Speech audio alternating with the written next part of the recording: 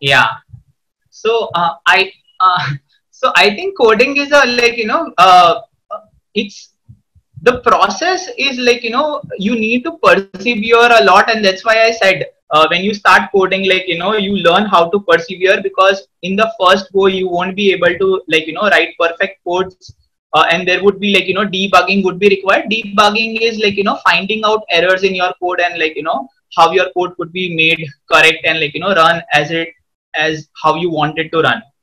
So I think in that case, what we do is that we design. So if you are going to expose kid to the whole program and ask them to debug everything, it becomes really hard for kids to like see where my programs are not working well. So and that's why they feel overwhelmed, and they would say like that I'm giving up, or I don't want to do it, or I have already done. So one way to go about is like breaking down challenges for them, where there is only one problem which like the code has, and the teachers are giving it to the kids, and kids are supposed to like figure it out. So as compared to 10 bugs in a program, if there is one bug to start with, they would really feel excited and they would be able to solve it. The first ones could be the easy ones, and the later ones could be really hard ones. So I think that's the one way to go about it. So having a process of like make it scaffold. The other thing which we do in classroom is we have a thinking question for kids.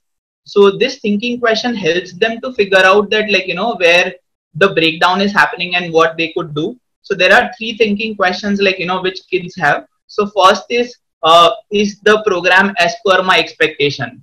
So if it's yes or no, if it's breaking down like where it is breaking down, they are supposed to think that. The second is where I feel like that there is a breakdown in the code. So they go and figure out like where the breakdown is.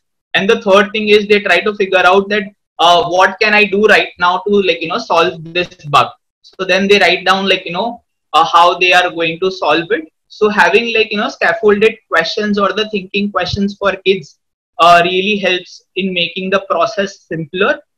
And the third thing is like encouraging kids whenever like they are done, appreciating them, which motivates them to do more. So I think these are the things like which one can do to make the process simpler in the classroom.